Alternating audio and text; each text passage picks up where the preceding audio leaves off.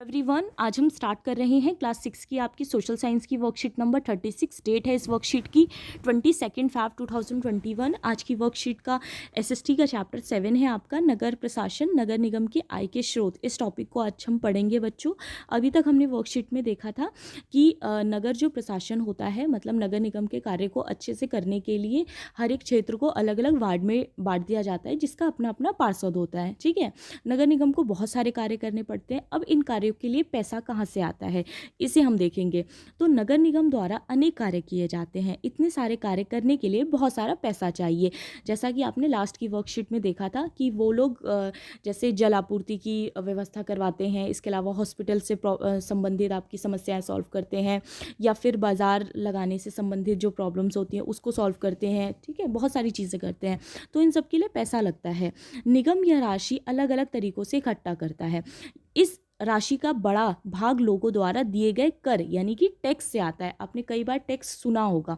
तो हमारे लिए जो भी सुविधाएं आती हैं, हमारे लिए सरकार के द्वारा जो भी काम किए जाते हैं, वो कहाँ से उसका पैसा आता है? हमारे द्वारा ही उसका पैसा आता है। ठीक है, कर के द्वारा, जो हम टैक्स चुकाते हैं उसके द्वारा। कर वह राशि है, अब यहाँ पर बताया गया है कि कर वह राशि है जो लोग सरकार द्वारा उपलब्ध कराई गई सुविधाओं के लिए सरकार को देते हैं। तो कर आपकी वो राशि होती है जो सरकार को हम देते हैं। किस लिए? सरकार जो हमको सुविधाएं देती है उसके लिए, जैसे हॉस्पिटल के लिए, स्कूल्स के लिए, पानी के लिए, बिजली के लिए। ठीक है, हर चीज़ के लिए हम कर देते हैं। इवन घर के लिए भी, मनोरंजन के लिए भी।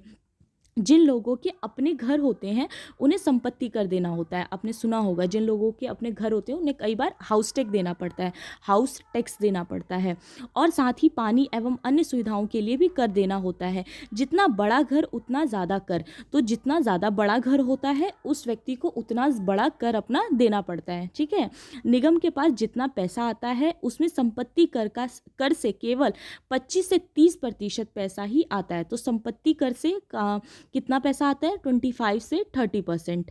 ठीक है, उसके बाद है आपका कि अन्य सुविधाओं के लिए भी कर लिए जाते हैं। अगर आप किसी दुकान या होटल के मालिक हैं तो उस पर भी कर देना पड़ता है। कई बार जैसे दुकानें होती हैं, होटल्स होते हैं, तो उन पे भी आपको टैक्स देना पड़ता है। अगर आप उसके मालिक हैं तो आपको उसका भी कर चुकाना, जैसे घर का कर चुकाया जाता है उसी तरह दुकान और होटल का भी कर चुकाया जाता है। अगली बार जब आप सिनेमा देखने जाएँ यानी फिल्म देखने जाएँ तो टिकट पर ध्यान से देखिएगा। हमें मनोरंजन के लिए भी कर देना पड़ता है। तो हमें मूवीज़ वगैरह जब हम देखने जाते हैं तो उसकी टिकट पे भी टैक्स लगा होता है। इसीलिए कभी कभी होटल्स वगैरह में खाने के बिल पे भी टैक्स लगा होता है, कभी आप नोटिस कीजिएगा। इस तरह अमीर लोग संपत्ति कर देते हैं, वहीं जनसंख्या का एक बड़ा हिस्सा सामान्य तरह के कर देता है। तो जो अमीर लोग होते हैं वो अपनी संपत्ति का कर देते हैं, और जो एक सामान्य हिस्सा होता है हमारा मिडिल क्लास का, वो हमारे सामान्य तरह के कर देता है। ठीक है, उसके बाद आपके क्वेश्चन आंसर दिए गए हैं बच्चों। फर्स्ट है कि कर क्या है, इसका आंसर हमने अभी डिस्कस किया था।